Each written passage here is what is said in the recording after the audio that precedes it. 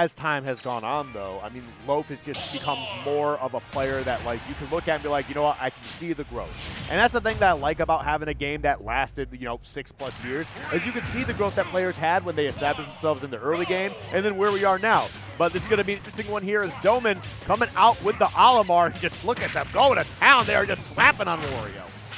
Plenty of damage built up early on, and honestly, with those opening Pikmin, that's kind of all you really want them to do. The yellow one is the only one that's going to give you a ton of value early on because you've got that extra range and that extra hit stun with that electric effect, right? So you can lead into things. But basically, your goal as Olimar is to get to that first purple Pikmin as quickly as possible, and Doman does finally have one up and ready. Yep.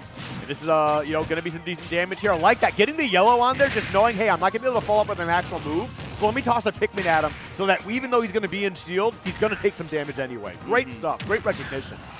And one purple Pikmin available. Honestly, it's really all you need in those opening stages of a game as Olimar. But Loaf obviously not going to be intimidated by something so simple. Plenty of Olimar experience and knows, okay, you pop that up, but you probably want to land on me with the move. Let's get that noggin flogging going. And also just like recognizing too, I have a Pikmin on me. My up smash is going to be extended at least a little bit. And that's something that Doman's going to have to be aware of and be very careful of as the set goes on. Yeah, extending hitboxes with Wario is so good because of how big his air drift is. Now, obviously, with that up smash on the ground, that's not going to be as big of a deal, right? Because you're on the ground. But a lot of those aerials that can really make him a lot more dangerous as a threat, those hitboxes suddenly become effectively a lot bigger than they usually are. Nice tech chase there, or just the chase on the maneuvering away there by Loaf. But again, these wafts just getting damage, not getting the KOs. At this point, though, I can't say that it matters too much with this full stock lead. Yeah, I don't think it does either. I mean, right now, Doman definitely is a player, you know, of a very good caliber in their own right. But the way that Loaf is playing, it's exactly what I was expecting. Probably a little bit upset from that loss earlier, and is going to be really taking it out on Doman. So prayers for Doman here. Loaf is not saying any of those prayers. Instead, writing the funeral rites. Oh 76% double jump taken as well. But Loaf fast falling with that down air, so not going to get the full connection. I thought there was a chance that Loaf was just done right there. The fast fall on some characters just makes me a little bit worried, especially when you throw out a move that lasts so long like down air does. Oh, ooh, waited for the spot dodge. Again, Loaf's timing as a player is so good. There is such a great knowledge of tempo when you watch Loaf. You can really understand just how much value you can get out of just mixing up things by the matter of frames. And that is exactly what Loaf takes to the bank right there with that dash attack. Game 1 in his favor. Yep, great stuff. Yeah, Loaf is definitely on another level right now. And that's exactly what I want to see, you know, because there's so many times we see a player just go into the elimination side of bracket, right? Even if it's a bit of a tough loss, but like, you know, it's a loss so late in the bracket on the winner side that everything just falls apart for them. Like, they've already taken themselves out of the rest of the bracket.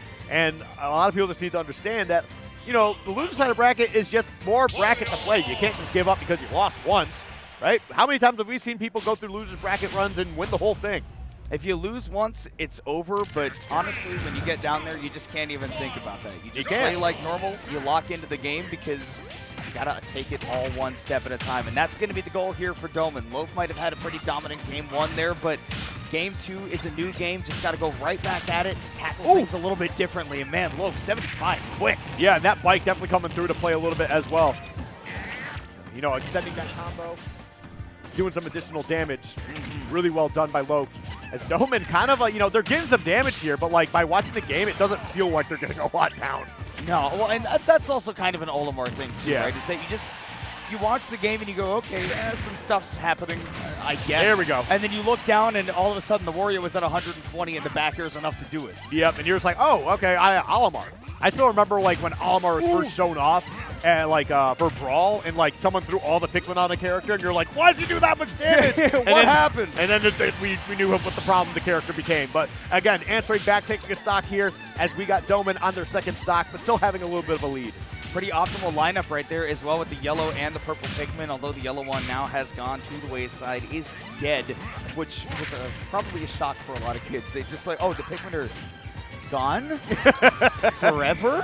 It does a good job of doing that too, letting you know with the little ghost. Yeah. It's like, yeah, they're not coming back. Yeah, they're not coming back. They're gone.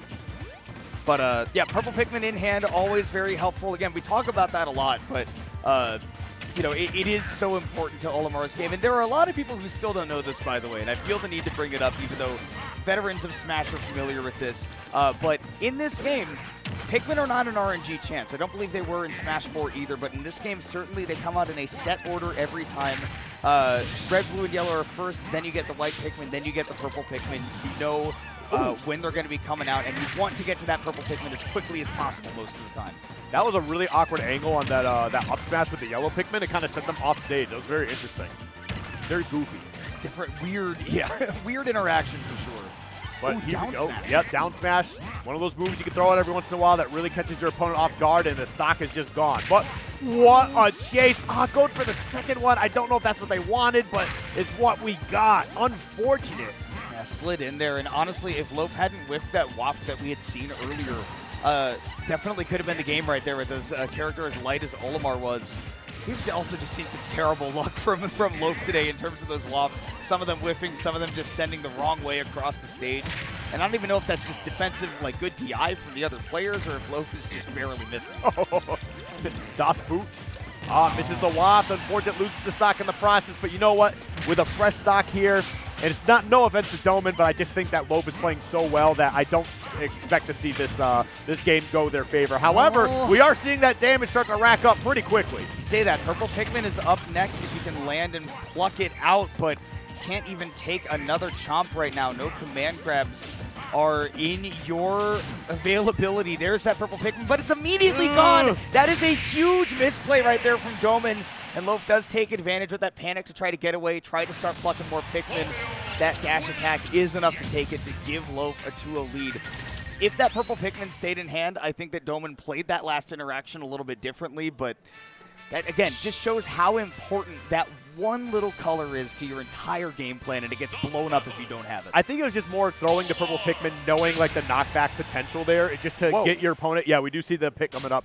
But like if you do happen to hit Loaf, okay, now they lose a resource, right? They have to use a double jump at some point. So we see how that works out. There's definitely a play there. It's just a little bit off the mark. But we're going to see the switch into pit for Loaf here. Okay. I thought Doman for a second went pit, but no. All right, Loaf feeling it, I guess. Maybe really sick of the Pikmin. Yeah, maybe just a bit annoyed with like the way of playing this game. I don't know. There are any number of factors. Maybe is warming up the pit for a matchup that's coming up later. But again, I don't ever really think of Loaf as somebody that switches off of the Wario for matchups. Generally plays out even the difficult ones. So, yeah, maybe just feeling himself right now. Yeah, I mean, I feel like that might be the case here. And okay, hold up, we got something going on. Okay, yeah, you gotta keep in mind Olimar's probably gonna recover high there. Come on, Loaf, come on. So in Game 4, I expect to see Wario. Yeah, I would imagine. That would be my guess. Unless after that last game, Loaf was just like, you know what, I'm done playing today, actually. I don't want to play anymore. I don't want to do this anymore. I go home. I go home. But as you can see, Doman is definitely going to be able to just, put on some additional damage here. And it does not matter if they see a character switch. They're going to keep playing their game. Yeah, well, and I mean, honestly, again, Loaf evening up those stocks pretty quickly. I mean, this anti-air game is going to be great. Again, like you said, taking care of the Pikmin, obviously going to be quite easy as well. That's your damage, actually. Sending the Pikmin back, and then you just got to blow the whistle to get them out of their confusion. Hey. Down blue on blue. Okay, All down right. throw, but no combos. Did catch that high recovery, though. A lot of people playing those multi-jump characters will have that tendency to recover high, try to throw out a hitbox. Great recognition there from Doman to cover that very early on. All right, yeah, he really went for that one. A little bit off the mark, but you know what? He's looked for it twice now, so, I mean, okay, he didn't pop up as high as you were hoping, but, I mean, I guess you'll take it. Yeah, any combos you can get, and that up air is relatively potent. So Loaf getting adjusted with the pit here in this game number 3, and certainly has a chance to take it. Yeah, I mean, we'll definitely see how it works. But, oh, my God, 78! 94! 93! 94! Oh, my God! This is what I was talking about with Olimar. You go like, wait, where did the damage come from? It's right here! What just happened? 2 yellow up smash, and 2 fire up air into yellow up air. And number 9 large. Oh my gosh, and the up throw is enough to do it. So anyways, Game 4, we will be seeing another Wario from Loaf. I would imagine. I would be surprised if he doesn't just go Wario and close this out. But the problem is you got to be very careful with this because, like, you give your opponent some momentum. You get them like, you might even just like piss them off a little bit where they're like, all right, this is what you're going to do to me? Well, then I'm going to take it right back to you. I think you should take me seriously. Yeah. You should go back to Wario. And in fact, I'll show you why. This is where it can all go wrong. If I'm playing at home, I'm playing like ranked in a game, I'm like, yeah, sure. I'll switch over to my other character, and if I come to regret it, then oops. Yeah. But in a tournament, you just can't give your opponent any momentum.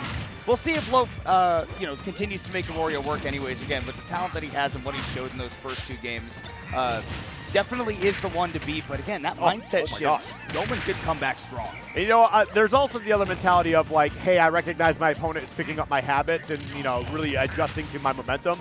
So, like, there's the ultimate meta thing of, like, I'll play a different character. The proto-ban strategy. Yeah, to throw him off, and then all of a sudden, hey, here we go. Ooh, great read on that jump, trying to avoid any further potential down tilts or grabs, which are the typical follow-ups off of that exact situation right there. Loaf read that and just immediately got that command grab out. There we go. Yep, down throw after the turnaround grab. And that's the thing, his damage is actually in Doman's favor. He's actually winning the game here right now. As Olimar is wont to do. And there's that dash stack again. We've seen that so many times, whether it's Doman just trying to reposition on stage, up throw is going to be enough to do it, so it does even it back up. So I think that what it comes down to as well is Loaf is definitely very aware. It's like, hey, they want to throw up smash, they want to take the stock. And because of my high mobility in the air, I can use my back air to kind of like put a little bit of pressure and drift away before they're able to punish. And that's why they were able to get that first stock. Not only that, but the conditioning like you're talking about, right? That does set up for a bit of that burst range on the ground where your opponent thinks that they're safe to reposition, maybe pluck a Pikmin, but no, that dash attack comes barging in. We've seen Loaf take a ton of stocks with it already. Yeah. There we go. Landed with another one, looking for the boot a second time. The back air will get it done. 68% of the second stock here, and I think it's safe to say that this is definitely a Loaf game. Sure is looking like it. Again, after we saw that 94 rack up immediately from that Olimar earlier, I can't say that it's totally over, but with Waft looming, it's about to get fully charged right there. Yeah, that's a good call. This could be Loaf's game in but an instant. Yep, and we'll see, because Doman has been a little too aggressive at this ledge sometimes. It's allowed Loaf to land with that nair, which is the setup to get it going. See, nice evasion around that down air. That could be the setup. It goes for the back air instead. Knows that there's no true waft conversion right there.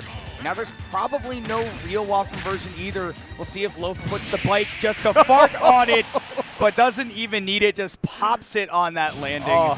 And I like that too. You have the bike and you double back air, right? Extending the hitbox, doing that shield damage.